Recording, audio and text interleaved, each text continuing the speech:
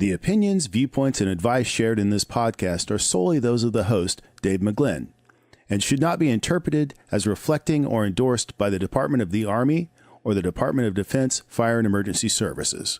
All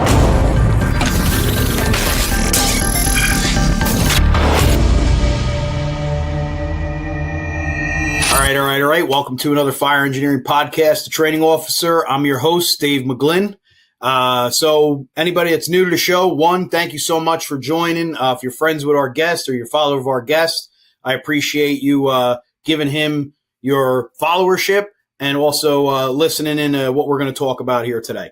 So if you are new to the show, quick background. Name of the show is The Training Officer. It's not just training, but everything I feel is tied to training, right? So we try to talk to training officers, fire instructors, leaders, people that have some level of influence and the capability of mentoring and coaching others in their growth and development. We've been able to talk to people for a number of years now. Fire engineering has been great to allow us this platform, and we try to bring any type of conversations, nuggets, even if there's nothing that's monumental, even if there's nothing that's earth-shattering.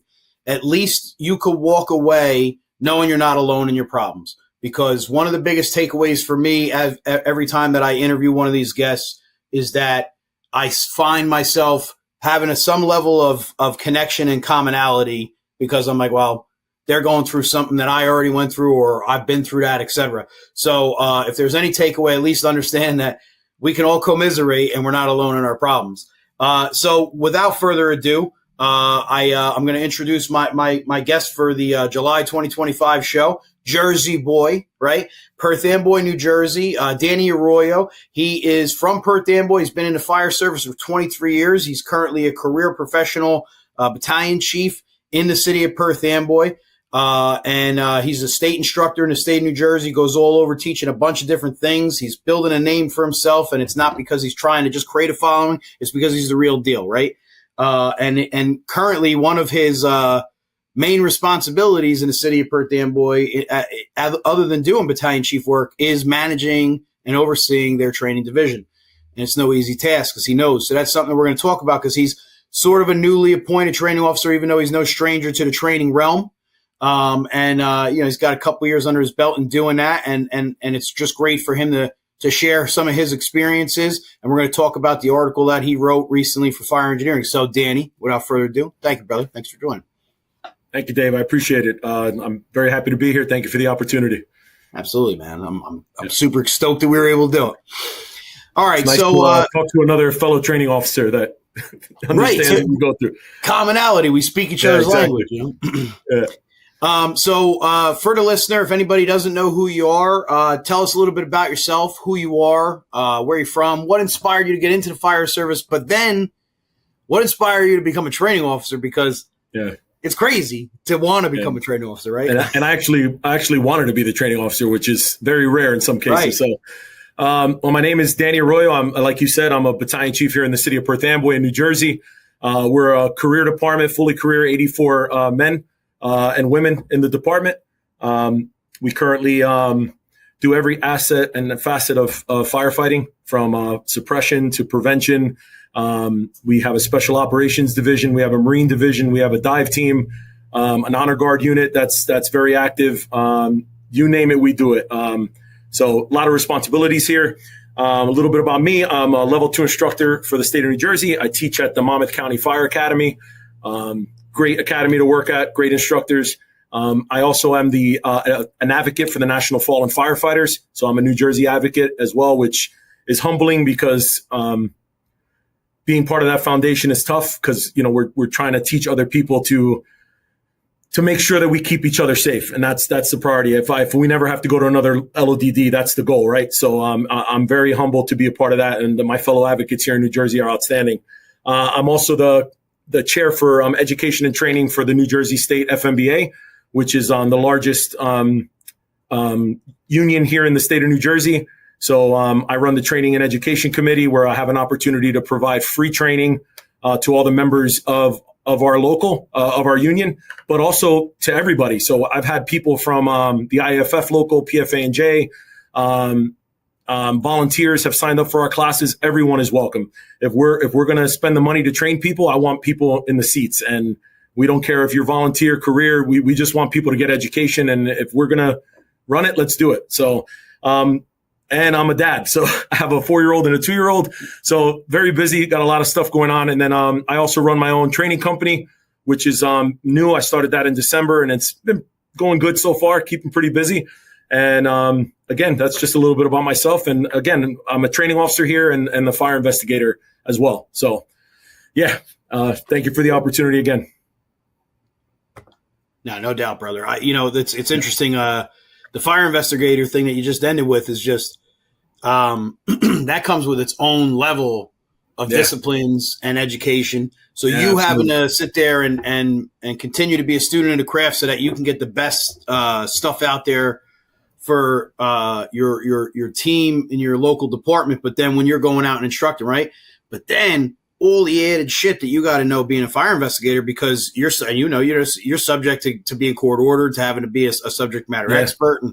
And man, I actually didn't know that you were doing that until you just said so. I've only been an investigator for a couple of years, and there's most of us here, the admin here are the main investigators. We have some battalion chiefs and some captains that are investigators too, but one of us in admin usually take the lead, and that is its own animal, man. I'm telling you, if there's ever a podcast about just investigating, that is those guys. Yeah. It's definitely, I'm still learning in it. Again, I've only been doing it for a couple of years, but it is its own special animal, fire investigation. But luckily, we have some good investigators here that I'm that are mentors, and we work together. We're never doing anything by ourselves. If I'm the lead, I'm asking somebody, hey, take a look at this. Let me know, if I'm doing it right and stuff like that.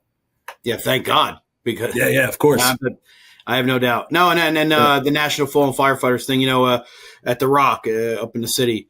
Let no firefighter or let no man's ghost return to say they're training let them down. That being an advocate for that, understanding the importance of that, that stuff's real. And that's what we train for. We train to get better, but it's a preventative nature at the same token that, the hidden agenda or the hidden objective is also preventative. We don't want our guys' names on those plates. No, that's why we're training. That's the goal. Yeah. Yeah. And that's why it's nice being an advocate, because when you're teaching leadership or you're teaching, fire officer 1 or incident safety officer, I add a little bit from that into it. And I say, hey, listen, make sure your guys go home safe. Ultimately, our responsibility is to take care of our people. And the worst thing you want as an officer is to, I don't even want to think about it, is driving over to someone's loved one's house and saying, hey, your husband or your wife didn't make it home. Right. That is the worst feeling. And that is ultimately our goal as fire officers, right? Is to take care of our men and women and make sure that they're safe and make sure everybody goes home. That's the moniker, and that's the goal. And, everyone doesn't have that opportunity to go home. So we honor those that don't, Right. No, amen. I love that you sprinkle that into your message. That's awesome. Yeah. All right. So, you wrote an article recently, and it was published in the past March issue. So, it's titled "Establishing a Yearly Fire Department Training Schedule," and I love the title. It's simple, but it's full of purpose, right? Because what people fail to do, and I'm just saying this because I know you know this, but I'm just sharing this with the audience, is like you may not be able, especially if you're on the career side, but also on the volunteer side, you may not be able to pinpoint every single day to the time and date of when you're always going to have training. Shit happens. Meetings come up, catastrophe comes up, call outs, sick calls, vacation, somebody's on baby leave. God forbid somebody's relative died. They're on bereavement leave. There's a massive emergency. And then on the volley side, same thing. You don't get all the same people that show up, everything like that. That doesn't mean that you don't create a yearly training schedule, a yearly training calendar, something where you have some kind of framework where you know what you're building off of throughout the year, so that you're not winging it at the end of the day. And I read the article, and I liked I'm not even gonna lie, like I liked everything in the article. Like, thank you. I wish, all jokes aside, when I did the first book, I wish that I'd reached out to you then, because everything lines up with that book. You know what I mean? Like I'm reading the article. I'm like, oh, bro, like Danny, good job. You know what I mean? Like this is the shit I say. Like, thank you. Appreciate they don't bro, thank you. Like it's just they don't realize that that's all that stuff that you covered in there is important. So we're going to dive into it. So you know, one of the things in the article you wrote about how critical it was to understand your chief's expectations before diving into planning the training calendar. Now, you know, bias. I know Eddie. I've known Eddie. You know, we were kids in the fire service together. We came up in the fire service together. You know, one, hats off to Eddie on knowing that he had to let you know, hey, I have some expectations, and then you have to find a way to disseminate that through education and training and tactical development of our team. So, you know, if you don't mind, I'd like you to talk about, you know, looking back, how did you had the initial conversation with, you know, Eddie, with Chief Mullen, shape your approach, and what advice would you give to a new training officer having their first meeting with their leadership? Like, hey, I'm a new you know, you just got appointed a new training officer position. Your chief's got these expectations. How you dealing with it? So if you don't mind talking about that. Yeah. So, you know, I wanted to be the training officer. So, you know, my brother was the training officer in this department, and it was always a goal of mine to kind of like follow in his footsteps. I tried to get this position a little sooner in my career, and I'm very, very thankful I didn't, because I needed to be an officer first. I needed to go to fires. I needed to get experience. I needed to take training. So when I finally got the position a few years ago, it was the right time. So let me lead off with that. You have to have some experience under your belt. I'm not saying you need to be perfect, but you need to have some experience and understand what this job really takes. And dealing with the personalities and everything like that is a major, I'm sure you know. So, but when meeting the chief, I mean, he kind of told me when he appointed me, what his goal was. And his number one goal was trying to increase our ISO rating. So, and as you know, training plays a big role in that. But when it came to everything else, I just asked him, listen, I want to start doing A, B, C. I want to make training more transparent. My predecessor did an amazing job. Chief Gonzalez, who was our chief of operations now. Speedy. He did an amazing job. Yeah, Speedy. Yeah. So he did an amazing job. And it was just like, and this is what I love about Chief Gonzalez, Speedy, right?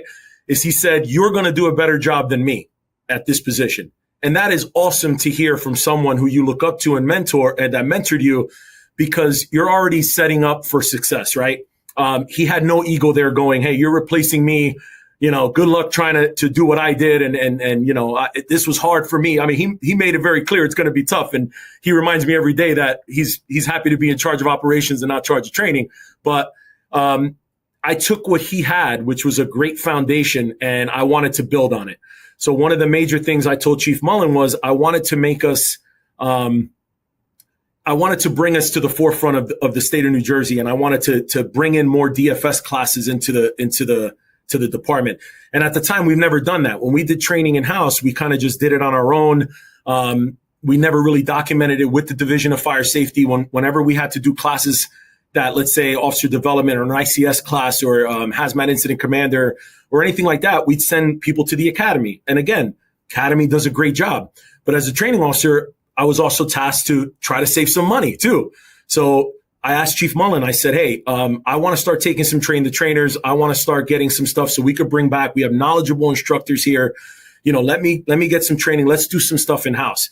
So one of the things we did already was that we ran a lot of stuff in house. But what I wanted to do was bring in that aspect of having the division recognize a lot of our trainings. So that was the first thing I did was, he agreed with me. He said, that's a great idea.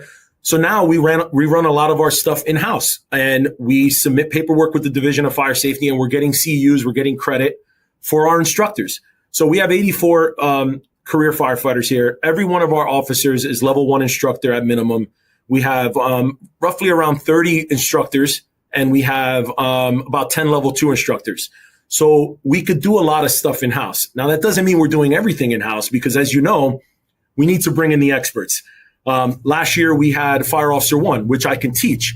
But again, my guys hear me all the time. So who did we hire? We hired Chief Avillo to come in. You know, if anyone's going to teach it and it's going to impact and give you that shock and awe and be like, hey, we have a guy that is Chief Avillo, for God's sakes. He spent a week here with us. He was awesome. when we do special operations training, we hire outside companies that's their niche. That's what they know. We recently had, Mike Daly here. He's the New Jersey guy for fire behavior. We brought him on board to do some thermal imaging camera training. So not everything could be done here, but my goal was to do as much as we can here on our own. So, one of the big things he wanted to do was make sure that our probies had success when they go to the academy. So what we do is we hire our recruits 2, sometimes 4 weeks before they start the academy. And we do a rigorous Fire One training here. So I run them through Fire One before they go to the academy. So they're doing PT here because some of our instructors are PT instructors at the academy. So they're basically at the academy doing a pre-academy training here. They're doing PT in the morning. They go to the classroom with me and we start doing Fire One. And I tell them, you're going to see all of this at the academy. So what? Now you're going to get it twice. I want my recruits, I want my probies to succeed. All right, makes them that much better. Yeah, exactly. Other departments, and I'm not knocking anybody else, but they hire their guys and then they have them wash rigs for a week, or they have them sit down making lunch for a week, or they have them, driving around town doing errands. Chief Mullen agreed with me. Let's keep them in the classroom. Let's keep them on doing practicals. Let's show them hydrants before they're going to go to the academy and learn it. Set that standard right up front. This is our expectation. We want you to be awesome. So, and again, since Chief Gonzalez started that idea and I just started building on it, and we have, none of our candidates have quit the academy yet. And again, it's because we're hiring good people, but at the same time, we're giving them, the ultimate opportunity to succeed. And, but again, for anybody that's trying to be a training officer, you cannot do anything on your own without getting the chief's approval. So I am a battalion chief, but he is the chief of the department. It is his ship. So I can have any ideas I want. I always make sure that he's good with it before we do anything. But having a great chief like Chief Mullen, 99% of the time, he's like, do what you got to do. There's times that I'm telling him, because, every officer book says, keep your boss informed. There's times I'm going in there and say, hey, just to let you know, I'm doing this. I'm going to do that. He goes, okay, cool. So it's great to have the autonomy, and to have the leadership that he lets me do it. But at the same time, you could see it translating down to the officers who have to do the training now, because I can't be in the classroom every day teaching all the time. I have to trust my officers. I have to trust my firefighters that are instructors to get it done. And, I touched on that in the article a little bit. You have to get buy-in. Listen, the first year, it was tough. The guys weren't used to what I was expecting them to do. But we are on year 3 now, and I like to think it's running pretty good. I set the schedule. I set what needs to be done. And I love it when I ask the guys, hey, what are you doing today? Oh, we're doing the training you told us to do in the beginning of the month. Awesome. Have at it. If you need help, let me know. And I like going out there and watching them, and they're doing it because, I'm setting it. I give them the lesson plan, and, it's working. So, but to touch on that main topic, just make sure you ask your chief, because, if it's something that he doesn't agree with, or something, hey, we don't have the money in the budget, or, hey, that's not going to work, I have something else planned. You gotta do what's right for him in the department first before you set anything else. So, but yeah, I'm lucky to have Chief Mullen here. He's great. He's all right. Yeah. Nah, he's a great guy. No, what do you call it? I don't even know what to say. Yes. Literally everything you said, yes. The one thing that I just want to touch on, just for anybody listening. So, there's this misconception. So while I'm not advocating for an exemption, and I know you don't, you touch on that, but you had shared, as you were just talking before, about how you're preparing your officers, and then in any other cadre that you have in the department that's a subject matter expert, to have inside the department instructors, right? So there's this common misconception, whether it be on the floor, well, you're the training guy, so you need to teach a class. Like, on the contrary, bro, you're the captain, you're going to teach a class, Right. They're your crew. It's not an exemption from training. The training officer should teach from time to time. I love teaching. I'm the fire chief now, and my training officer now, he'll be like, "Yo, bro, this is you, so come out and do it." Yeah. If you're the training officer, don't let your guys dictate to you that you're supposed to teach everything now because you're the training officer. They're developers, they're leaders, they're instructors. We've invested in them to give them the knowledge, skills, abilities, the tools, the certifications, the CEUs that go along with those certifications. They're going to go out and train their folks. And there's nothing better than that, because I don't want you to build rapport and commonality and mutual trust on the emergency. I want that shit to already be there so that the emergency is executed fucking perfectly. Exactly. And that's done through training. It's done through sitting around at the kitchen table and shooting a shit, but it's done through training. You know what I mean? So yeah, those company officers and even those subject matter experts, they got to get out there and train their folks. So I love that you shared that, because there's a lot of guys out there that they'll promote into that TO position, and they'll have bugles. They'll be a chief, and the floor will be like, oh, I'm not teaching that. You're the training guy. Like, bro, I love teaching, but you're gonna fucking teach. This is fire service. You're, especially if you're a company officer, like, you're gonna teach. And then the one other thing that you had said before, and I'll let you jump in. I'm sorry. I very much agree. I always said that the training officer position, it should be a prereq that you had to have been a company officer, whether you were a lieutenant, a captain, whatever. You should not. It is a chief's position. There's some departments that they stow a captain or something in there, and that's fine. I don't care. I don't care to make up your department. I started in there as a captain as well, so I got promoted when I was here. Yeah. So, but nonetheless, I agree that it should be a chief's position, at least at the helm of it, because it's so important. It's it's a third of the organization. It touches every part of the organization, but absolutely, training, ops, and prevention make up every organization, right? So you take one out, and then the rest of it just falls apart. And everything hinges and attaches to training. So I always argue, maybe I'm biased, that it's the most important, right? So with that, you can't effectively, essentially, what training officers are leaders too. You can't just go into being a training guy and not have any capacity to lead crews. Essentially, when you're on the drill ground, when you're in a classroom, or when you're developing training curriculum, policies, procedures, PowerPoints, lesson plans, or holding accountability for missed training and getting after guys for, hey, you gotta make up this drill, Right. That takes a leader to do that. And if you don't understand that dynamic of how to lead and get that stuff done, good luck. And then furthermore, if you don't know how it affects the crew from the floor standpoint and then from that front seat standpoint, it's very hard to manage training from a desk if you've never ridden the front seat. Right. So again, good luck. So it should be a prereq. Yeah. So that's what I touched on before, where, originally, I wanted the training officer's job when I was a firefighter, because I was already an instructor. I loved it. And ironically, I'm part of admin now, so I have access to the administration folder, and we have a folder with interviews in it. And I found my interview when I was interviewed here for the job, and I was watching it, and I actually said in there, where do you see yourself in 5 years?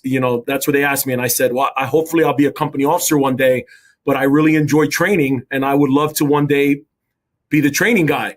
And somebody in the room that interviewed me was like, that's a pretty confident thing to say already. You're not even hired yet. And I said, listen, I like doing it, because I'm also a paramedic. And at the time I was teaching a little bit there. I kind of always saw that as a goal. So the best advice I ever got was wait till you're an officer, get some experience. And like you said, you definitely understand what your guys are going through and your girls that are going through, because you were in those positions. And then going back to the whole training officer thing, where you said the training officer should be in the classroom. I remember when I first became training officer, I felt like I needed to prove myself, right? Let's be honest. I'm not perfect. It takes time to get comfortable in your position. So I was trying to always be every day. Let me run training. Let me do this. Let me do that. And I remember going back to Chief Gonzalez telling me, hey, you need to delegate some of this stuff. And it wasn't until like 9 months in, about a year in, where I'm like, and at that time too, I was still a captain. So I was like, how do I tell the shift commander, the BC working today, hey, this training has to get done. And I kept getting reminded that, listen, you're part of administration. You're part of, you set your schedule, even though they outrank you. Per se, absolutely, they outrank me. I'm setting an expectation for the department that everyone needs to meet. Does it help that I'm a battalion chief now? Of course, but at the same time, I still was trying to prove myself. And you're absolutely right. You got to delegate. These guys all have the training. They need to train with their firefighters. They need to show them that they know the topic as well, because they're going to be in there in those buildings immediately. They're going to be on the training ground with them at first. Train with your guys. So I remember, they were doing, I think some search drills downstairs. We have a basement here where we could do some search drills and some hose advancements and stuff like that. And I wrote in the lesson plan, make sure that, you're with your guys and you're training with them. And I remember seeing all 4 captains on our shift without any gear on. And I came down there and, the training's going well, but every officer is not in their gear and they're having the firefighters pretend to be officers and say, well, you be the acting officer and you go in there. And I pulled them aside and I said, what are you guys doing? And they're like, well, we're doing training. And I said, you guys need to be in gear with your guys. Well, we're the instructors for this. I go, you could be the instructor and also be part of the drill. I mean, these guys need to see you stretching line with them. They need to see you searching with them. You are also involved in this training. I said, go grab your gear, and go with them. And they did that. And it's like the firefighters need to see the officers training with them. You know what I mean? You are not, just because and I say this a lot, just because someone gave you rank doesn't make you infallible and makes you perfect. I make mistakes every single day. And if you're not owning your mistakes and learning from your mistakes and training with your guys and making mistakes with your firefighters, you're not going to get better either. Standing there telling your firefighters to pretend they're the officer, that's not what you're going to do on the fire ground. In the fire ground, you're not going to sit there and go, hey, for this fire, you go pretend that I'm going to stand out here and watch. No, you're going to be in there. And all of our officers here are motivated and they want to be there. So be motivated in training. So it's good when I go down there now and I see that happening. Like we're doing a force of entry drill with our prop. Hold the Halligan with them. If it's you and your guy on the truck company, you're going to be doing it. So train with them. So that's an important part of that. So again, I learned that you got to get those guys out there. You have to encourage them to do the training. The only time I really am in the classroom is if we're teaching something advanced that I have to train the trainer to teach, or it's something new. So for example, Chief Gonzalez had a great program for rope assisted minimum manpower training. I kind of rewrote it and I had a new way of training it. So I went to all 4 shifts and I trained everybody how I wanted it to be done. And now that was the first year I ran the training for all 4 shifts. But now every year, here's the lesson plan. You guys know what's expected. You'll get it done. When we do high acuity stuff like bailout training, I'm there because I want to make sure, my instructors are helping me, but that is a more dangerous training. Whenever we do anything that is high risk, I'm there, or I make sure a level 2 instructor's there. Somebody that is vetted, someone that I trust. Again, if someone is going to come out and think of a training and say, I want to try this, I always encourage every single person to make sure they write a lesson plan for it. And if they come in my office and say, I want to do this new thing I saw, I want to try it. I say, well, let's sit down. Let's write a lesson plan for it. I don't want them to wing it. And it's not because I don't trust them, but because I'm sure you understand this. If they wing it and they get hurt and PIOSH comes in or OSHA comes in, they're going to say, where's your lesson plan? When was the first time? Who did the training on this? I don't want to see the guys get hurt. I don't want to see them get jammed up. Sometimes they feel like I'm being like, I'm not being a jerk about it. I don't want to see you get hurt. The last thing you want to see is someone go out on 66 2/3. That's what we say here in Jersey when you're out injured, because you did something dumb in training. Like, let's take care of our guys. Let's make sure you're doing everything right. So I make sure that they know what they're doing the first time. If they need help, I'll gladly go down there and watch and help out. But at the most part, you got to trust your firefighters, instructors. You got to trust your officers to do the work. That's what needs to be done. I mean, last month alone, we did fire dynamics training with an outside vendor. We had the wildland guys come in and do a class for each shift.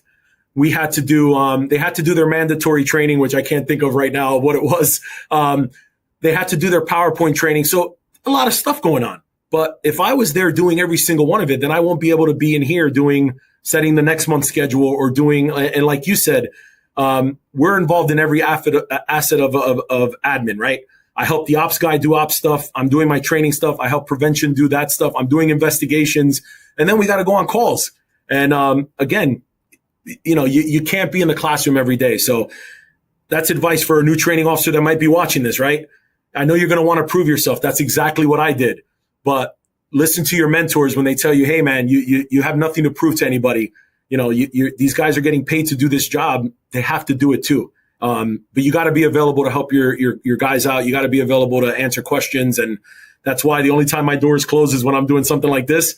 My door is open. I tell guys that all the time. Come in, ask me questions. You shouldn't be doing anything by yourself. If you don't know what you're doing, ask. I will help you out. If you don't feel comfortable doing a topic, ask. Like you said, your training officer goes to you, hey, you're up because you're the guy he trusts doing it. There's times I ask Chief Gonzalez, hey, you're better at teaching this. I need you to do it. Some of our captains are outstanding with special ops. I'm not going to do it. I'm good at special ops, but I'm not great at it. I'm going to delegate that to them. You guys run it. And that's another thing. As a training officer, you are not an expert at anything. You're just learning like everyone else. You may be good at stuff, but use your guys that are really good at what they're good at. You know what I mean? We have one of our guys here is a Task Force 1 guy. If it's something that has to do with that, I'm going to ask him. He's the guy that knows that stuff. You know what I mean? So you have to know when to delegate. So that's a big role in it. Right. And like you said before, so absolutely knowing your people, knowing their strengths and weaknesses and who's your cadre, who's good at what. But like in my class, I said, as the great philosopher Ice Cube says, check yourself before you wreck yourself. You got to know your limits as a trained officer. Exactly. Just because you're the TO don't mean you should be like you said, ropes. I'm the same way. Like I love tech rescue, but I ain't teaching tech rescue. Exactly. I mean? Like I'll sit there and I'll be part of it because it's awesome. But I'm like, like there's somebody that's way better at this than me, Listen, I was a firefighter. I never had a bid position, so I was never a pump operator. Did I pump a couple fires? Yeah, but I'm not the pump. I'm not the guy you want on the pump panel. You know what I mean?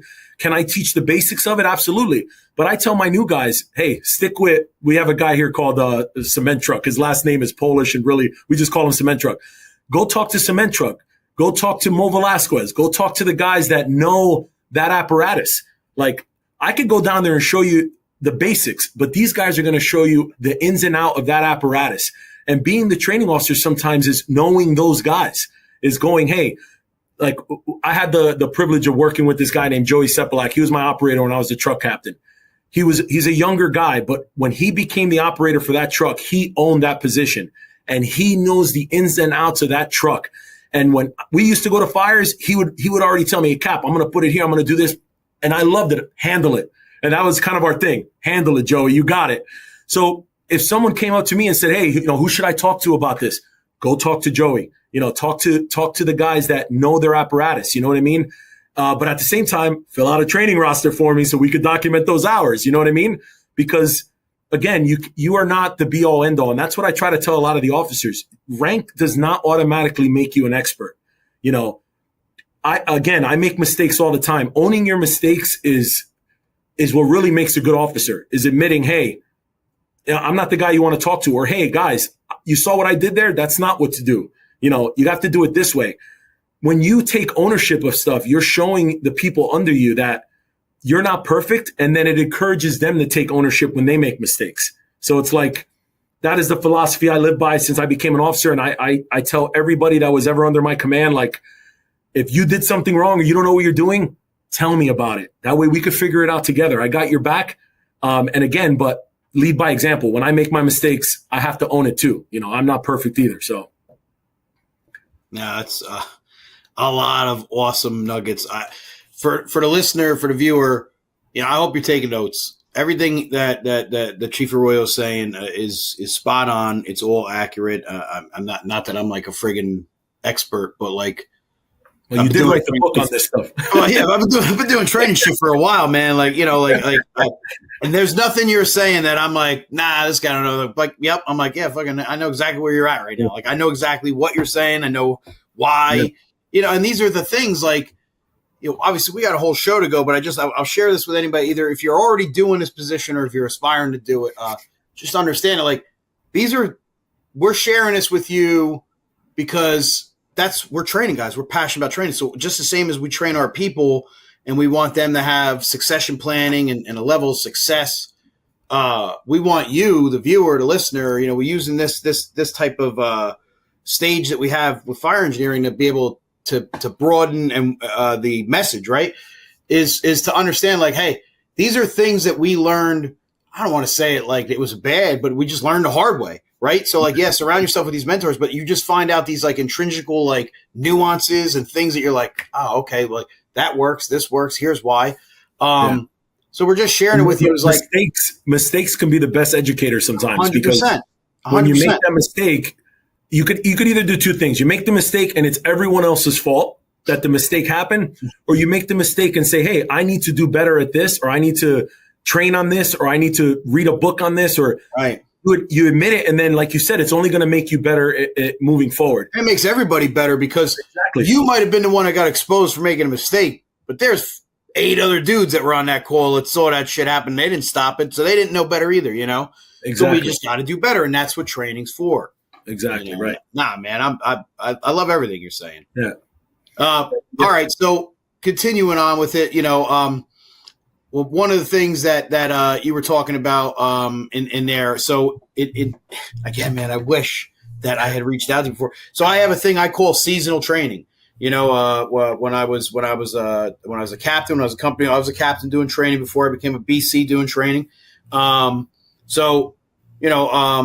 was a captain, I was overseeing training. I started to develop, even though I'm now in PA and not back home, it's not that far. We're in the Northeast, right?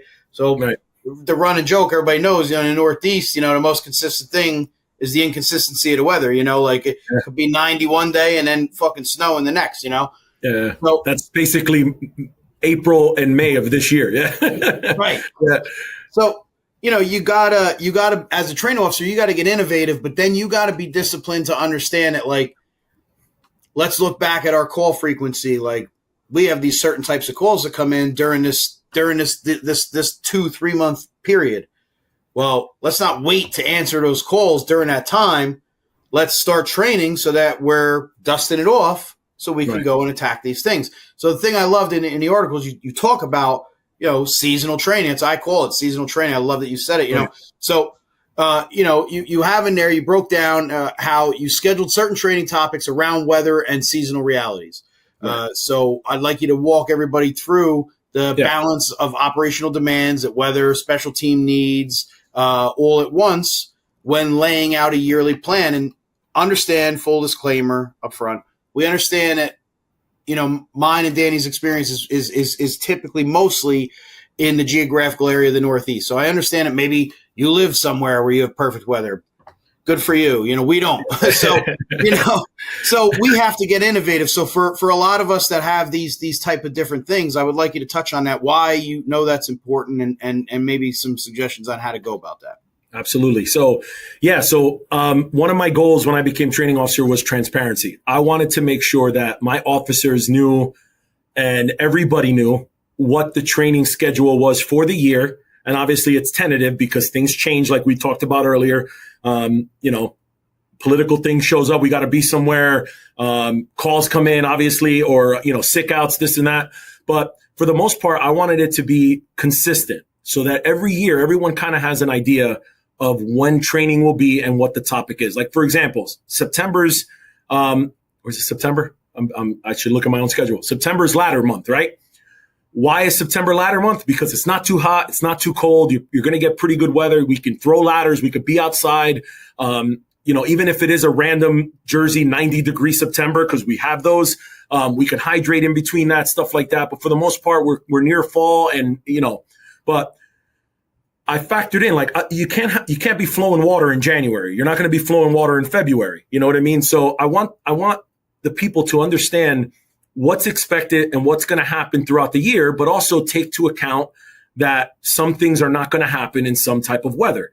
So, for example, in January is our annual training. That is where we do our bloodborne pathogens, your ICS training, HAZCOM, all the mandatory stuff. We bang it out in January.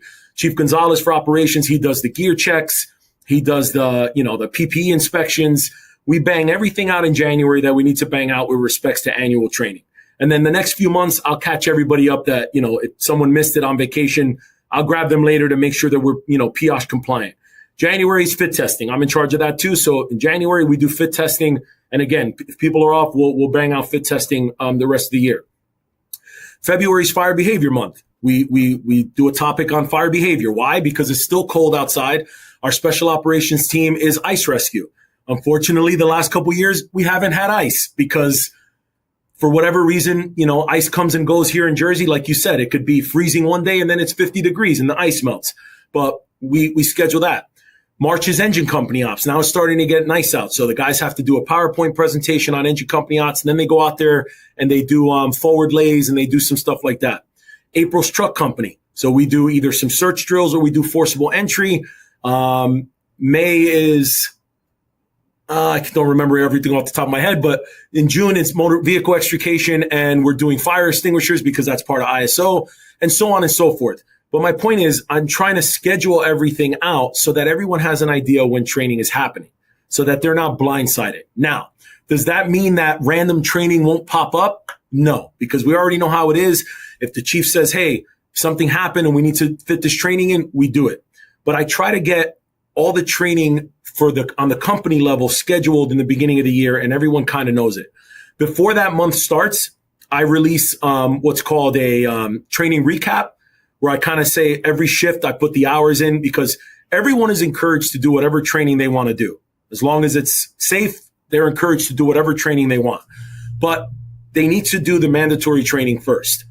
So what I do is I make sure that everybody meets the mandatory training, and then I kind of put out a training recap of whatever the training that we did for the month. And then let's say if one of the shifts, like Battalion 4 for us, they went outside the box last month and they did their own hose line advancement drill. They set up the maze prop. They did their own thing. They get a little shout out in the training recap because, hey, they didn't need to do that, but they did it and it was outstanding. If the special operations team did a confined space drill at one of our industrial sites we cover, they get a little shout out in the training recap. And in the training recap, we talk about what we did in that month. And then I mention what's going to happen next month. And then I put a summary of the hours of training that everybody accomplished. And I put total man hours. You know what I mean? So everyone at the end of the month sees what happened the previous month and what's expected of them the following month. Some people will say it's corny. I make a little thing with pictures in it, with the hours on it. I don't care. I think it's great transparency. It encourages the people. I hear some of the firefighters go, oh man, group 1 did more hours than us this month. We're going to have to step up our game next month. In the beginning, that wasn't the case. It took maybe a year for the guys to kind of be like, and this is in no way a competition. I'm not doing it for that. But a little friendly firehouse rivalry, if that's going to make them do a little bit more training, I'll take it. Competition breeds excellence. That's and it. when you have multiple shifts, I'm just speaking on the career side, so I'll just say this. Yeah. When you have multiple shifts, your intention isn't to create some kind of divide amongst the shifts. No, absolutely not. But it is absolutely a hidden objective when you design training and you share information like that, because the goal is you call them, what do you call your shifts? I'm sorry. We call them battalions. I know that's not the right name, but no, that's okay. So we used to call them platoons, and now that I'm the chief, I just call them shifts. Just A shift, B shift, C shift, or group. We call them groups too. Right. But either way, nonetheless, like if A shift is meeting the mark or exceeding the mark, and B shift sees that we put out this information, they're like, B shift's going to step up their game because they don't want A shift to have B. So it works. You know what I mean? Like you're not trying to create any problem. Like competition breeds excellence. So it's a great strategy. And real quick, I'm telling you, I already know you've embraced it, but like keep doing that shit. Like I used to put out my monthly training schedule. Like I had a yearly training plan, but I used to put out my monthly training schedule. And like if there was some kind of holiday or something, I would put like little like Christmas time. I put little Christmas trees. I put a Paul Combs like illustration on Christmas Day. I'd put all kinds of shit up there. And at first they would goof about it, but then what I started doing is I started hiding in the middle of a training topic. I started putting lyrics on every Friday from an 80s song. Okay.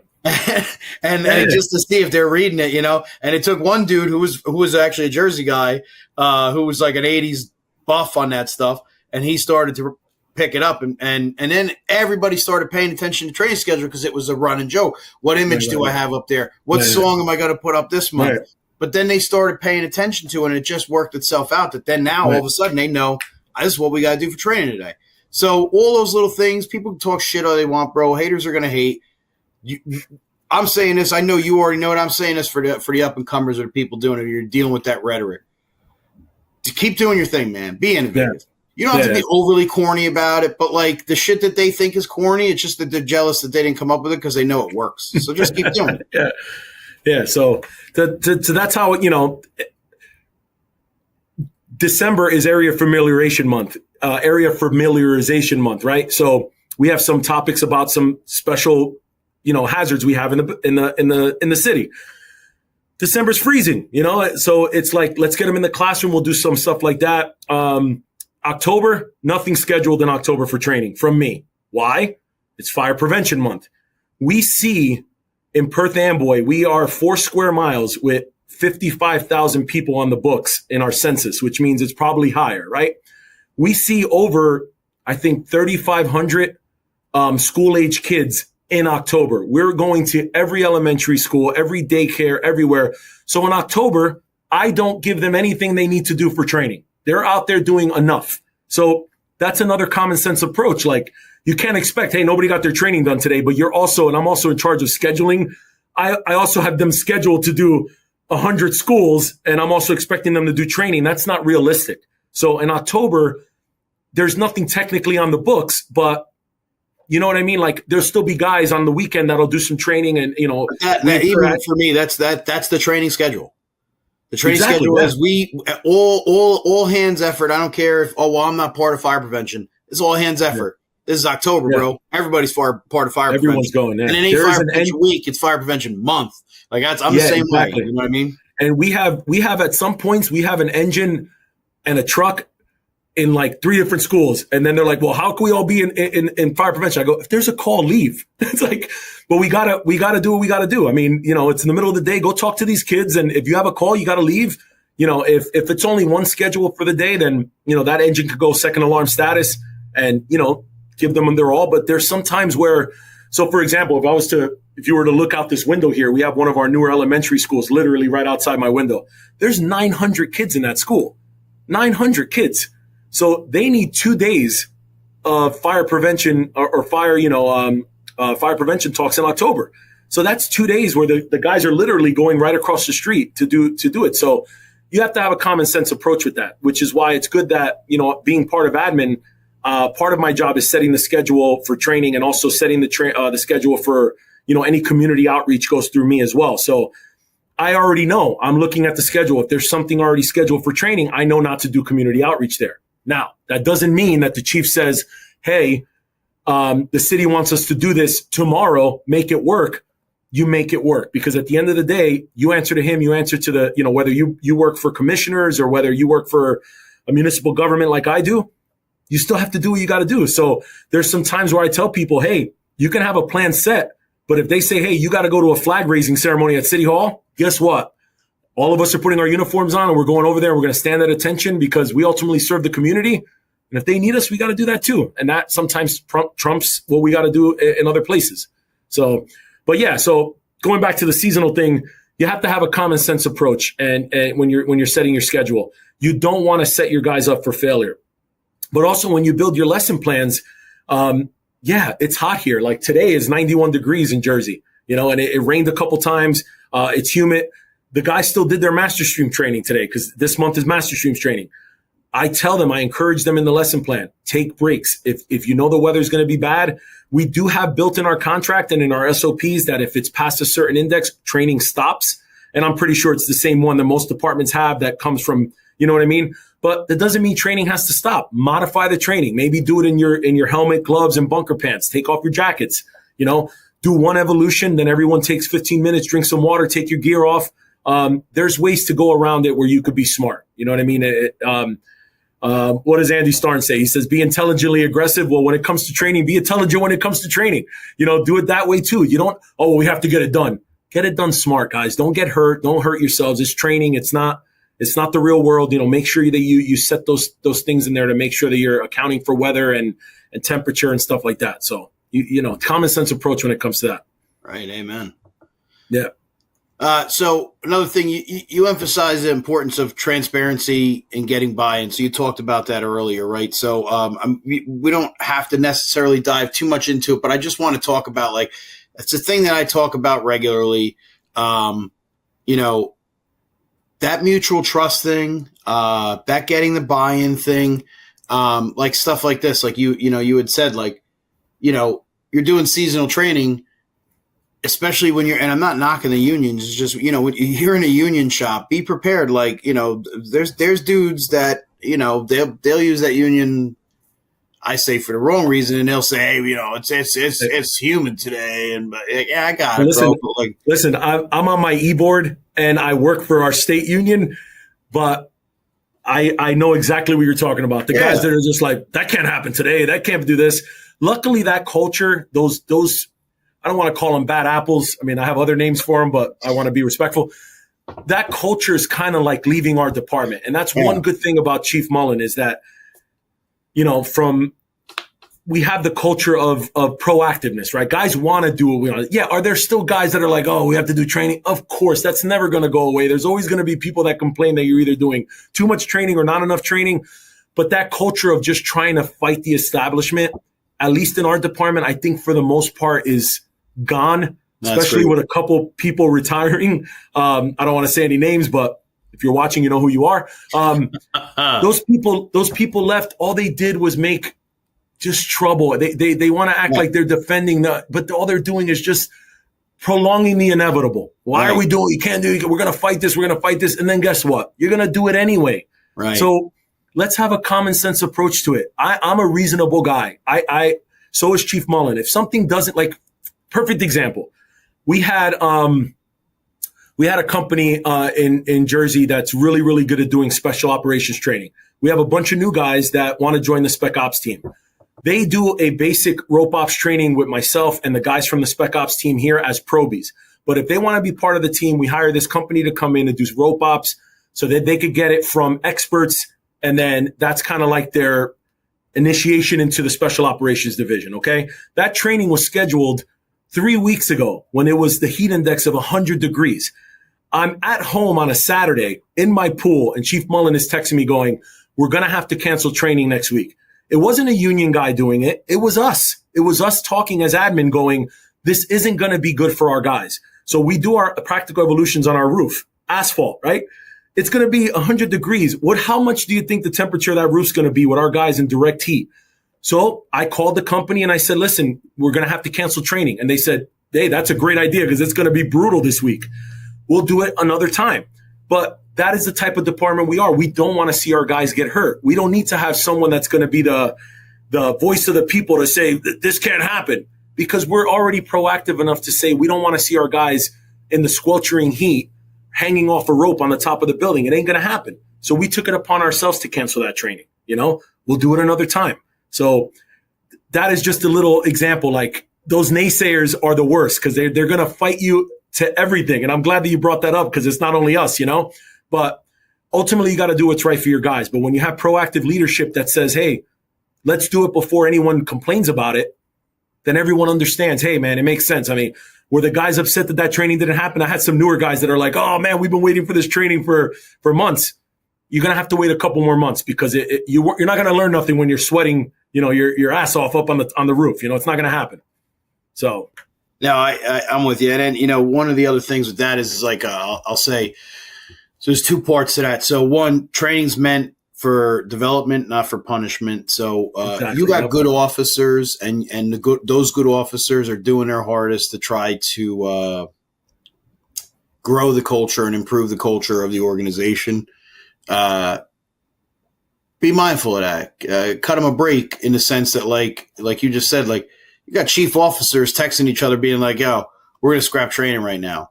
Because we recognize that training is meant for development and not for punishment. Right. We're not trying to mess with people. We want you to get the best out of it. And if you're out there melting, you ain't getting the best out of it. You're going to lose it. But then again, from the admin side, like just speaking, locally back home, like, we don't want to be sending people up to Raritan Bay. We want you to be able to stay on the clock for the rest of the day, bro. So I don't want you having some heat casualty problem. You know what I mean? Exactly. So like, that's one of the things that people need to just recognize or be cognizant of. And then the other thing is, and I'm not knocking anybody, it's the same thing. We got to always tiptoe around these things, but it is what it is. So another thing I always say is just, you never invest 100% effort into a 10% problem. And while I love that saying, and I fucking trademarked that, I came up with it. I say it because I say it to myself because I'm not disciplined enough. I get caught in the weeds of listening to that 10% noise and I magnify it that then I take away from people. So I will tell you from my own experience, no matter where you go, no matter what you do, you could hand people a 20 and they'll complain it was folded the wrong way or wasn't 2 10s. All right.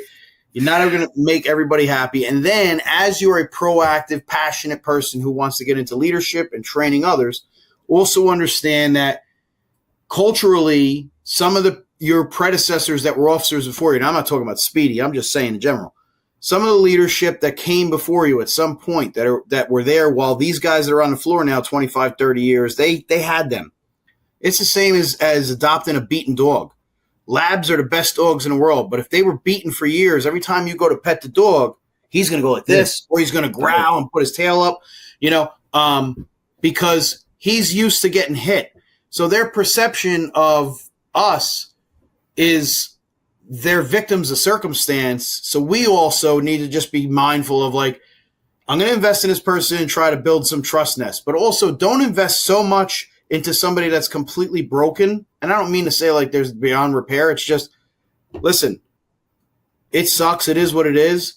But you have 90% of your organization that you need to invest in and grow and make the future of your organization. Don't forget about that by trying to win over the dude that's retiring in a year.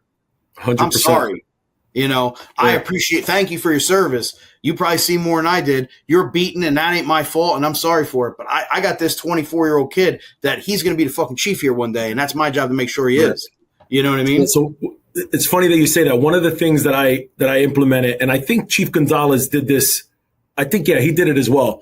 That I guess I kept going with was our recruits do not hang out with the firefighters on. So in our firehouse, the second floor is the day room and the kitchen and all that. They do not hang out on the second floor with the guys. They only interact with officers that, and I hate to put it this way, that are vetted by myself and the chief, experienced officers and firefighters that we trust. I tell them all the time. So I'll have a fireman come up and go, are the recruits here? And I go, yeah, they're in the training room. Are they going to have lunch with us? No. They're not having lunch with you. They're not hanging out with you until they go on shift. And that is not to keep them away from them. It's because I need them to graduate the academy. I need them to learn firefighter 1 skills. Yes, when we come back to the firehouse, they're going to learn the Amboy way to do it, the whatever insert department here way to do it, because I've heard it a million times. They need to succeed. And for them to succeed, they're going to be with people that I trust that are going to teach the Fire 1 curriculum the right way so that they could succeed in the academy. That is their first step that they need to do. They're going to do PT with the PT instructors, and they're going to do training with my instructors that I trust and officers that I trust. When they are done with the academy and they're done with in-house training, they could go to their shift and they could learn the way to do it the Amboy way, and then they could learn all the other bad habits that they're going to learn. But I would not be doing my job right, and you're not doing your job right as a training officer if you are not setting up your recruits for success. So it's not that I don't want them to listen. You're going to have 25 years, 30 years to hang out on the second floor and have coffee and shoot the shit and talk and have dinner and eat and laugh. And listen, you have your whole career to do that. I need you to succeed. So if that means for a month or 3 months or whatever time you're in the academy or in-house, that you're just going to associate yourself with people that I know are going to get you and set you up for success, then that's what needs to happen. It's nothing against the shifts. It's just you will get them later. You know what I mean? For now, they're going to stay with me. And I honestly feel that's the way the best way to succeed, because showing them the way we do our little things here, they can learn that later. I need them to do well in the academy. So, and that was one of the struggles when we first started doing in-house training here before, like pre-academy training, was that most of our instructors here are used to teaching their peers. So we kind of have to dumb ourselves down. And I don't mean it that way, but listen, when we're teaching fire dynamics, they don't need to know about thermal inertia and propagation and all of this stuff and vent limited and fuel limited. They need to learn that to a point. They need to learn what they need to learn to graduate firefighter 1, right? Once they're done with the academy, then they will have plenty of training here where we're going to talk about fire dynamics and hostile fire events and how to stretch the line the right way to twist it and do this. But when we teach them in-house and we're doing it Fire 1 style, let's do it to that level so that way they could succeed. I'm not saying not to make things advanced. I'm saying know who your students are and make sure that you're setting that student up for success. When I teach my officers or acting officers, they're going to get training a little bit more because they're officers, they're acting officers. They're going to get talked to and they're going to get training on another level than a guy with 2 years on the job. They're not expected to know as much as them. Now, do you have guys that are 2 years on the job that are phenomenal, that know their shit? 100%. And those are the guys that are eventually going to be officers one day. They're the ones that are taking extra classes. They're the ones that are in my office asking, hey, what website should I go on? What should I learn? What should I be doing? I had a guy in my office today. He's like, hey, man, what can I do? What can I log into and learn? Go to fsri.org. Go there and watch those free trainings. Go to Fire Hero Learning Network. Stay off of YouTube because there is a lot of great stuff in fire engineering and other stuff, but you could get caught in the trap there. You know what I mean? But those guys, you send them to the right direction, but you got to know your people. I think you said that right. Focus on the people and focus on who needs to learn. And those other guys that don't want to learn, I'm not saying write them off, but they've been here 20 years and they've done the same thing for 20 years. You're not really going to change them. Like it is it's like trying to put lipstick on a pig, right? You're only going to piss the pig off and it ain't going to work. So I'm probably saying that quote wrong, but it sounds good to me. You're going to get frustrated and the pig's frustrated. So why put yourself through it? You know what I mean? Right. So, I like that. Yeah, man. No, that's good. Oh man. All right. Well, I mean, we're coming toward the end, but there's some stuff that I want to cover from that article. So I want to touch on the all stop thing just because it's pretty important, right? So you have that all stop safety provision. I liked it because in training, we have to create an environment where safety is paramount and it becomes second nature that when the real shit's hitting the fan, we understand it, right? Right. So in a world where we're pushing through, the default culture, how did you instill a safety mindset where anyone from the rookie to the senior firefighter, they understood, they felt this empowerment. They understood that during a training event, if something don't look right, we need to try to stop before anybody gets hurt. So we're doing a training here. I can't remember what exactly it was, but I remember something went wrong in it. Like I think either someone did something wrong or someone didn't have their PPE on right. And I remember when we did the after action kind of debrief about how the training went, one of the younger guys pulled me aside and said, I noticed that was wrong, but I didn't want to say nothing because I'm a new guy and I didn't want somebody to say something. And I encouraged him. I said, listen, in the future, if you see something that isn't safe, you need to let somebody know, whether you're a junior guy or the most senior guy. If you are noticing something is unsafe, you need to tell somebody. So if that's nudging me in the stomach and going, hey, chief, like that's not right. It needs to be done. So I remember when I started writing my lesson plans, I thought of that and I said, there should be an all stop policy. And I kind of, every lesson plan I write, I make it in red on purpose. And I want everybody to see it. And I always write in there, anyone at any time can call an all stop. It's not, and I know that the normal way of doing it is stop, stop, stop. I've heard that, terminology used. I wanted to make something that all stop, like either anyone could say it.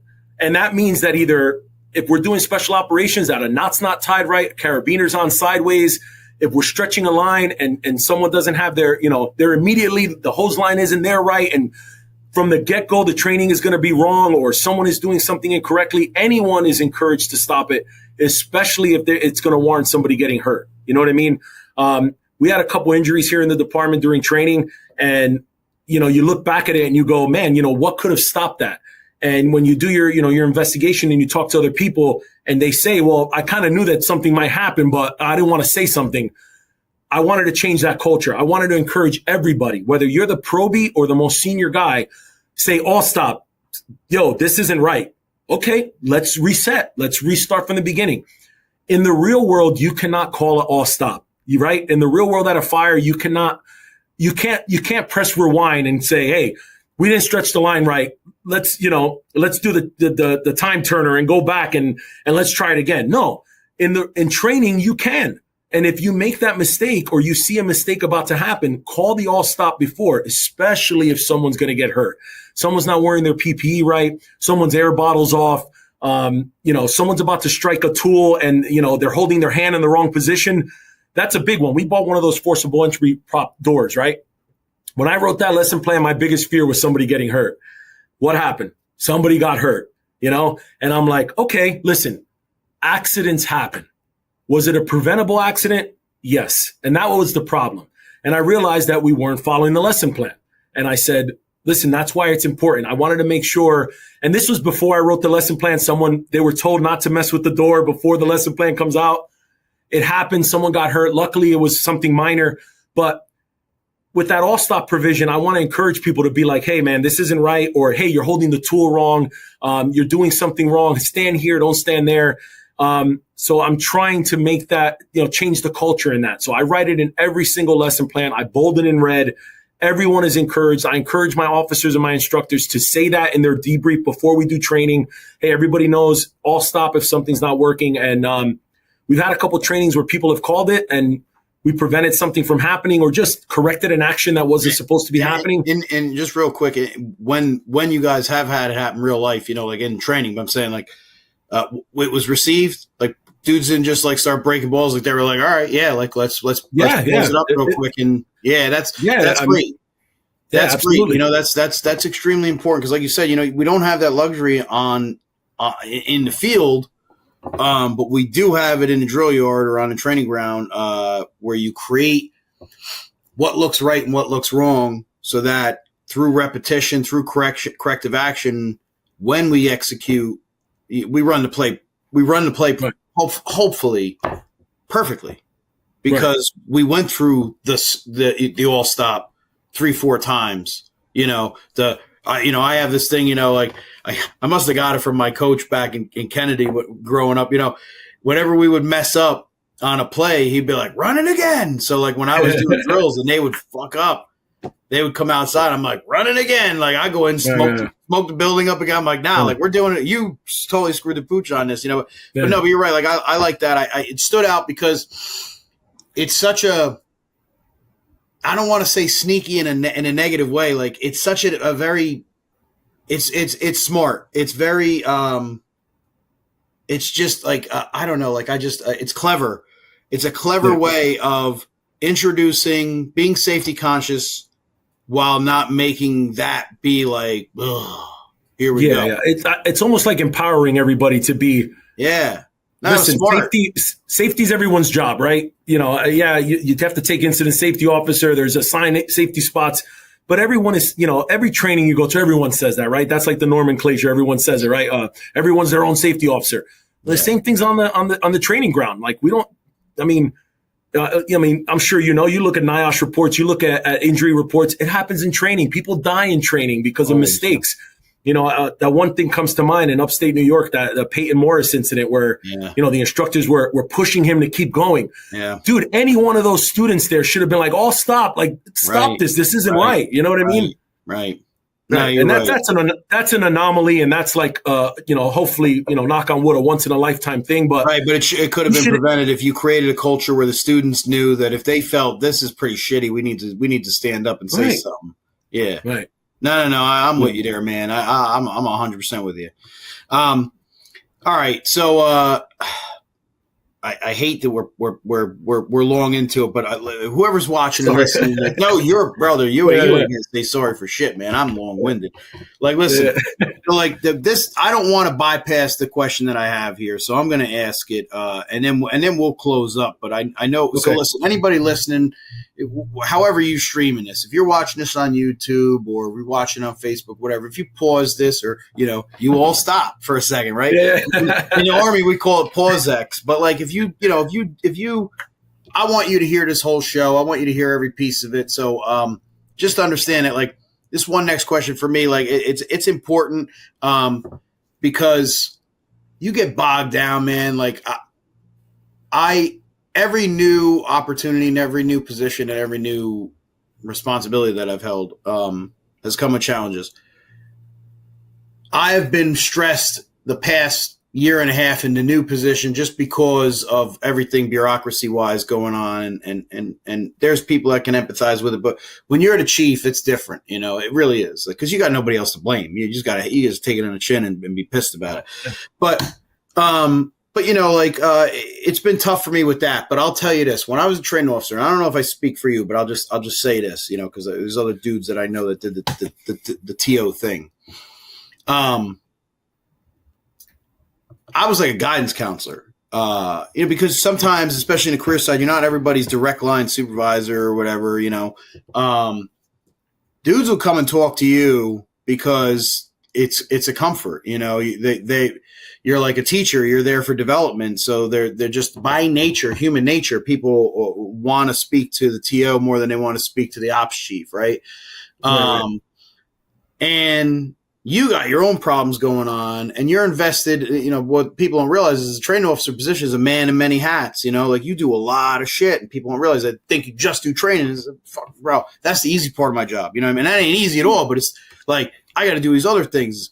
But like, it's very easy to get bogged down with stuff. So, you know, in the article, and then just in general, you know, you know, this is something important to me. So those of us who've done and know that being a training officer can be a mental load, right? It's taxing. For you, I just ask you to share with anybody, you know, what are some things that you do to recharge and to keep yourself grounded so that you can not get burned out and still want to be developing other people? Well, I'm going to be honest with you. I am number one to talk about my own faults. And I'm going to be honest with you. I struggle with this myself. I'm always thinking about the next thing. You know, I work 4 jobs, including, you know, my own business. I have to do a better job at taking time and taking space. Number one thing you have to understand is that it's okay to get mental health help when you need it. So sometimes therapy is the best thing, and I'm not shy to talk about it. I'm a mental health advocate. I'm part of our CISM team for the state FMBA. You need to make time for yourself, and I'm glad that you brought this up. And I know you know, it's not really training officer stuff, but it is, because it's you know, it's part of it. You have to factor time in for yourself and for your family and for the things you love. And again, I struggle with that myself, but one thing that I've learned, and what I'm trying to do through therapy and through, you know, your own, you know, journaling, whatever you got to do. And I don't care if that's not cool to talk about. I'm going to talk about it, right? You got to make time for yourself. You hear too many stories out there of people in this field taking their own life because they make their job their number one priority. They know nothing else. They live for the fire service. They live to just work. They live to just do all of this. They make a mistake somewhere else, or they're not doing something right, and then they're having problems at home or whatever it is, and they take their own life, and it's terrible. And as someone who knows a friend of mine that did that in the fire service, you never want that to happen. So, you know, with respect to your question, you have to try your hardest to schedule into your busy schedule some time for you. And sometimes that for me is my family. I'm going to be honest with you. My kids are 4 and 2 now. Now it's fun to schedule time with them. Any parent could attest that newborns, although are somewhat easier because they're mostly sleeping most of the time, the 2-year-old stage, whew, that is tough. But my daughter at 2 years old is like a 4-year-old. She's hilarious. So I enjoy that time with my family. And sometimes what I do here is I'll take a day off, or I spend my weekends with them. I'm not fortunate enough to work the 1-on-3 off anymore. So I work admin. So I either do 4-10s or 5-8s, but my weekends are for my family. I don't work the academy on the weekend. I try not to schedule anything, you know, with my business on the weekend unless I have to. I really use that time to spend with them and to recharge my battery with them. I also make time for myself. Like, my wife is awesome. She understands that mental health is a big issue. And, you know, sometimes I'll just schedule a day off the firehouse and away from the family just to go to the beach and read a book, or, you know, work on the Jeep or mow the lawn or do something that I want to do. you got to make time for yourself. Don't just turn to alcohol and to other stuff like that. You got to make some proactive stuff. One thing I do enjoy doing is, and I haven't done it in a while since my daughter was born, so it's been about 2 years, was I go like rucking, right? I have a backpack with like 40 pounds on my back. I would wake up in the morning and go for a walk and listen to podcasts. I actually listen to Chief Avillo's Full Contact Leadership on a podcast. I listened to, the 9 L's was another great one on a podcast, and I just listened to it.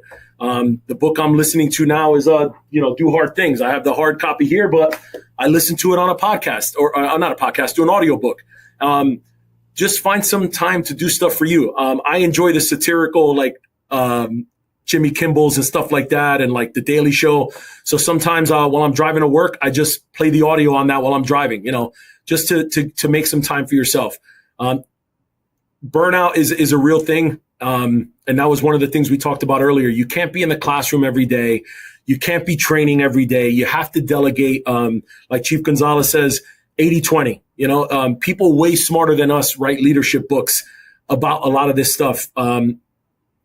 They know what they're talking about. You know what you're talking about. That's why you have a show like this. Factor some time for yourself. Factor some time to take care of your family. Don't forget about them. Don't forget about your mental health. Don't forget about what you need. Your department will be there. They can wait for a day. My door is always open, but there's sometimes I close the door and I'll just sit here and take a few deep breaths and be like, all right. A lot of the guys will joke around. A couple of the admin guys will joke around that they need the sign, especially when I first came in this position, where the hospital has it, where they put out the color, whether they're with a patient or not. But it'll be like, what mood is Chief Arroyo in today? And, when I heard that, I'm like, I don't want to be that guy that's, either in a bad mood or not. So I'm more cognizant of that, but again, when I teach classes, I'm always number one to make fun of myself and point the finger at myself. I'm not going to talk crap about someone else. I'm going to talk crap about myself. So that is something I struggle with, and I'm working on it, and I'm still working on it. So, make time for you. I think that's the best way I can say it. Find whatever you like. You like Marvel movies, go watch a Marvel movie. You like reading a book, read a book. You like going for a walk by yourself, go for a walk. Whatever it is that you're into, as long as it's healthy and good for you, do what you got to do. I'm not against having a couple drinks with the boys either and the guys. I like that too, but don't use that as a crutch. We know that that's a struggle in the fire service as well. But hey, there's plenty of room for that as well. So, no, I appreciate you saying, because I'll tell you, it is. So just if you're watching, and I'm not trying to scare you, and neither are you. I know you're not. Just the job's taxing. It's a lot. The job in general, fire service in general, is fucking consuming, right? Mentally consuming. But then the more responsibilities and roles and authority and the shit that you got to do, it's hard. But I'll tell you, while I'm dealing with struggles, but they're, like I said, bureaucracy struggles that are above me and outside of the firehouse, but I have to disseminate and protect my guys with the information. While I did training was the hardest. I had dudes talk to me about wanting to kill themselves. I had dudes talk to me about how they wanted to retire because they screwed up at a drill. They were like, I don't think I can do this anymore. I had a captain that was on the job for 30 years. His mother died while he was on duty, and he comes in my office bawling, crying, he's hugging me, and he's telling me about, I don't know what I'm supposed to do. And I had an assistant chief, same thing happened. I've been in the fire service for 30 plus years. He's my peer, and he was in my office, hugging, crying, and dudes with spousal problems, a guy in the firehouse is messing around with another guy in the firehouse's wife, and all this shit. That couch is you become their their Freud, you become their Freud, and I'm okay with it, because obviously we created an environment and comfort where they felt that they could talk to us. But just understand that, the job itself is very, very. You have to have octopus arms to be a training officer. You don't just do training, okay? It becomes a stowaway for a lot, and I don't mean that negatively, because at the end of the day, hey, I made chief because of all the shit that I had to do as a training officer, because I was able to start mastering multiple things, and it helped me in my professional development and personal development. That said, you said it best. Chief Arroyo is just you got to find what's best for you and know how to make that balance. My father, I'm just looking at it because I have it hanging up right here. So my father and I were shopping one day, and my father's not doing the best anymore. He's starting to lose his mind a little bit, and it sucks. But when he was real straight, him and I we were back home. We're shopping back home, and there was a sign that says, "Never get so busy making a living that you forget to make a life." And because he was worried about me. Yeah, he was worried about me because I was working up at West Point, and Chrissy and the kids were living down here in PA. And I would go home, and when I was off, I would go back home in Jersey because it's like an hour away, and I'd visit family and say hello. And I was missing out on the family with the kids. And then I was starting passion leading and teaching, and I was teaching all over, and I was getting all this set up because all this stuff started to happen for me, and it was great. And I had no time for me or the kids. And he pointed out, he was like, "Hey, you go, buddy, that's the sign you need, So I have it hanging right here, and I just share that, and I'm glad you shared, what your suggestion was, just because it is. You can get burned out in this job, period. But I'm going to tell you something. When you do training, like I haven't done it all. All right, I'm no expert, but I've been in every position. I've been the ops chief. I've been a training chief. I've been I am the fire chief. I was a captain.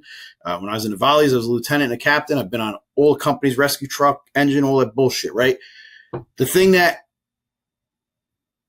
burdened me and consumed me the most was while I ran training. The 8 solid years that I was involved with being an actual training officer were very consuming for me. And I loved it, but it's consuming. And I just want to share that with you, is you have to have some kind of mental wherewithal and find that balance that you don't lose yourself and your family while doing this.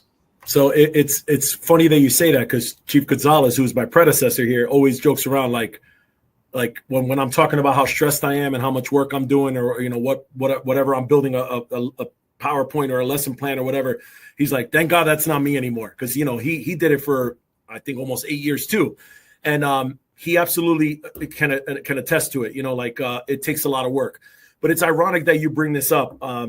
Because, again, going back to mental health, there is no shame in seeking help and talking to a therapist. And again, I do the peer support here in our department too. And when you mention, having guys in your office, crying and talking to you, it could be the biggest guy in the department with all the muscles and all the stuff. And he's in here and he trusts you enough to talk to you. And it's part of the job, man. And it's like, you have to be, and what I tell them is, I encourage, all my guys, when they sit here and they're stressing over whether it's the job, or, I'm not getting promoted yet, or I didn't pass the test, or I'm not doing something right, or I have problems at home, my wife, my girlfriend, whatever, my boyfriend.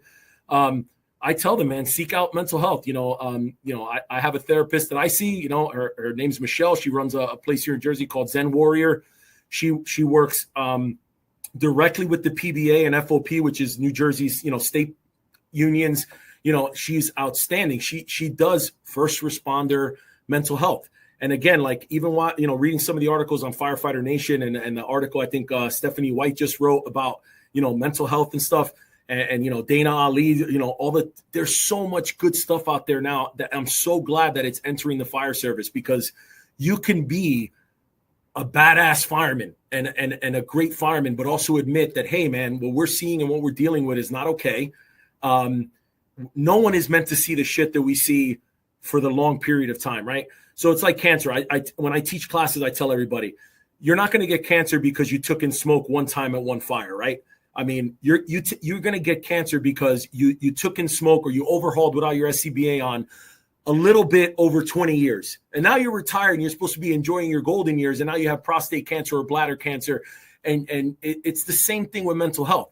Seeing a terrible call once is not going to make you suffer from mental health problems. It's seeing, a bad call here and a bad call there and a little call here and a bad call there. And then you're going to go to something that is minor. And that's the one that's going to mess with you because of all those years of just like cancer exposure, right? That's going to be that one call that now is going to trigger that kind of acute stress disorder or that PTSD in your head.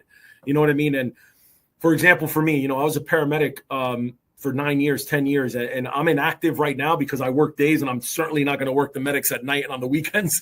But seeing that, and then on top of the stuff that I see here in the fire service, you have to be tough, but at the same time, it's okay to seek that help. But again, it could be that just that one call that you're just like, man, why is this bothering me so much? Because it's all the other stuff that you saw throughout your career.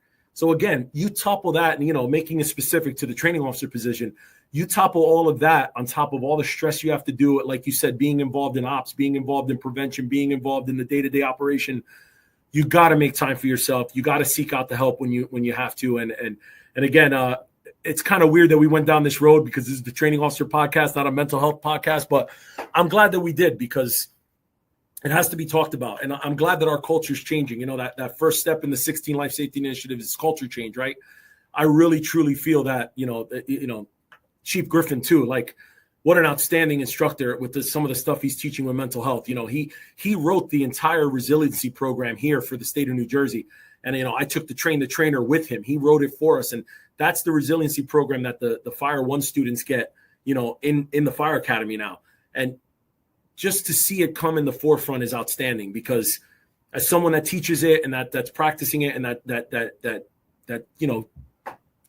like you said, you got to make time for you. So I don't want to keep beating a dead horse, but you hit it on the nail on your head. It's, take care of yourself because you don't want to be another statistic. You don't want to be another person. And, people need you. So be there for them. You know what I mean? But be there for yourself. Right. All right. So every time I do one of these podcasts, I ask everybody this question, and I throw out the disclaimer up front just so that everybody understands because I had this accusation once that I was like, well, it's kind of an arrogant question. Well, it's not meant to be. It's a training officer podcast. Everything's done with objectives. And everything we do, an objective is a purpose and a desired outcome, right? It's not arrogant. It's with humility. We don't get to write our legacy. Those that we were around, both personally and professionally, they write our legacy. But I'll tell you what, you contribute to what is written about you. So if Jesus was a jerk off, his 12 friends wouldn't have wrote some good stuff about him. You know what I mean? So make sure you leave a good legacy. So, what type of legacy do you want to leave behind when this is all done, when we're done with this thing? That is a tough question because it's kind of like you have to talk about yourself there. And it's I just want to leave the department better than the way, I feel like my predecessors made this department specifically better than it was when I was a probie.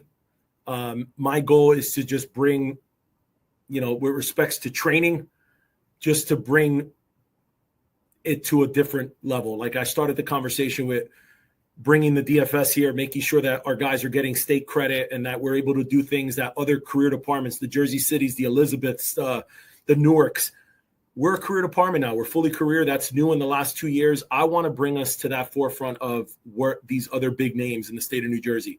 When people talk about career departments in the state of New Jersey, I want our names to be with Jersey City, with North Hudson, with Newark, with Elizabeth. And it has nothing to do with the manpower. We're never going to be a 200-man department, 400-man department. But I want it to be because we're proactive, because we're fighting fires the right way, because we're doing great training, because we're keeping people safe, because we're doing good community outreach. So my legacy with respects to training is that whoever takes this office after me, just like Chief Gonzalez told me, I want to tell that person, you're going to make this better than me. I want that person to take whatever foundation I am leaving for them and make it 100 times better. Make it yours, make it better than where I left it.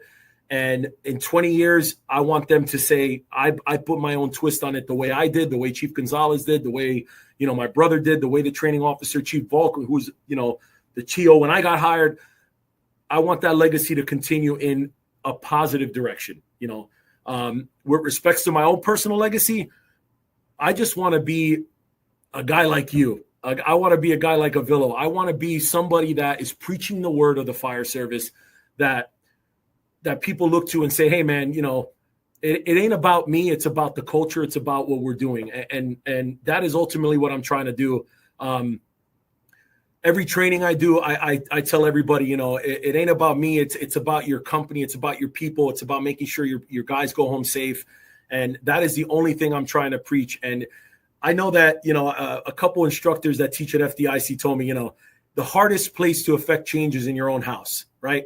So I'm trying my best here, but if I have the opportunity ever to be on the level that you're at, or people that I look up to that are at, I'm just hoping that they take some of the little tidbits I have and they take it and they make it better than what I took it. You're an author, you wrote books.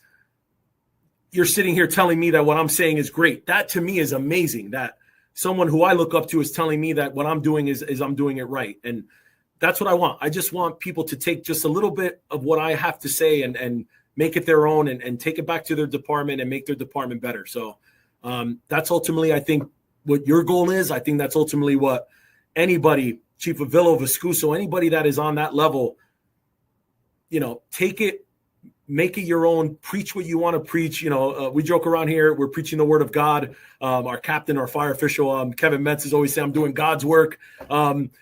Preach the word of God in the fire service, and let that next generation take it and hopefully make it better than the way you left it. So that is ultimately what I hope happens. That's beautiful. That's beautiful. Thank you. But yeah, man, listen, I'm not biased. I knew who you were when I was living back home, and I knew your family, all that, and I'm just super excited to see your passion for this. And I am very, just fully Mickey for Rocky in your corner. I want the world to have that opportunity to hear what we were able to share today, and just in an hour and a half, for me to hear the conversations that we've had, and just experience that. It is tough to be the king in your own kingdom, but it doesn't mean you shouldn't try. But what an opportunity we have when we get this to be able to talk to people. My prayer and my hope is that you do get this message out there on that level, because it's not about anybody I always say, the social media is full of internet sensations and subject matter experts, but we're finishing up reviewing the submissions for FDIC, and I can tell you, most of my friends that are on that board, we review it and we vet it very much. And, it is a great opportunity. And I look forward to seeing more from you. I think the fire service needs to see more from you. And I think you're going to just continue to do awesome stuff as you grow and develop into, your leadership and your program development and your desire to want to make everybody and our thing better. I think it's just going to continue to do great. So I'm looking forward to just being a bystander and being in the audience watching, bro. It's going to be great. I have my FDIC proposal in there, and yep. Again, listen, I want to, like anything in my career, I want to earn it my way. Like I took the fire test 3 times before I got hired, and I realized if I score number 1, I can't be, they have to hire me. And I studied, and when the guys were joking around, when I'm reading all the officers' books while everyone's playing cornhole or, eating or smoking cigars, I'm there in the office studying because I wanted to score number 1 on my, I wanted to be an officer, and, I don't want anything given to me. I work hard for everything. So my proposal's in. If it's not the right fit, it's not the right fit. I'll try again next time. I'm all about learning, and listen, I really appreciate this opportunity from training officer to training officer. We're preaching the word of God in our own sense, to quote, Captain Metz. Captain Metz. Thank you for the opportunity. And again, I hope I get to see you more, and I hope that, the proposal works. And I love the opportunity to just talk about training. And I was in your class in FDIC this year. It'd be awesome to be on the other end if I have that opportunity. So thank you. No, absolutely, brother. And just keep doing what you're doing, man. I love it. And I want our people to know who you are, outside of just Jersey. And I'm not just trying to, I love, that, bro. I mean, I moved years ago. Jersey's in my heart forever, but still, you got a great message, and we got some great talent back home and all over the fire service. And people need There is a lot of talent in New Jersey. It's crazy, Yeah. but I mean, there's some phenomenal instructors here, and a lot of up and coming guys. Patrick Workus is an Elizabeth Battalion chief. He just, he did a podcast. He just wrote for Fire Engineering a couple months ago. I mean, another friend of mine, Ryan, I think, they're reaching out to him to do an article on fire investigations. I mean, Jersey has so much potential. I'm not saying not knocking any other state, but a little biased for Jersey, but a lot of good fire service people. Villa Vescuso, a lot of guys came from Jersey. I agree. I think even Glenn Corbett from Jersey too. Yeah, Glenn Corbett's from Jersey. Yeah, the professor himself. Yes, he is. He's from I think like Hackensack or something like that area. Yeah, another great guy. Thank you for the opportunity, and I hope this is what you were expecting. And no, it was more than I was expecting. We went longer than I think I've ever done any show, bro. So great job on you. You had listen, you did a great job, man. Everything you're saying is 100% factual. There's no even vet. And I'm telling any of the listeners, listen, this is a good fucking show. Everything that was said, it's just two dudes that have gone through it. One dude going through it still, and I just, I think my hope would be that everybody is just understanding that you're not alone in your problems. Like I started the show, we got a lot of shit to do, but the biggest thing is that we just keep driving forward and developing our people, right? I appreciate it, brother. You be safe. Thank you, man. And then tell Minnie Mullen, tell him that I said, thanks for giving you the time. Giving him the time. Waiting for him to pop through the door, like he said he was going to. Yeah, say some dumb shit. No, but seriously, thank you, brother. I appreciate it. But anyway, so for the listeners, for the audience, appreciate everybody's time. Look up Danny Arroyo. He's going to be out there doing his thing, and for the aspiring training officer, listen, don't be scared. It's great. It's awesome, but just to understand it's more than just training. So it's been Dave McGlynn, Fire Engineering Podcast, the training officer. Everybody stay safe. Thank you.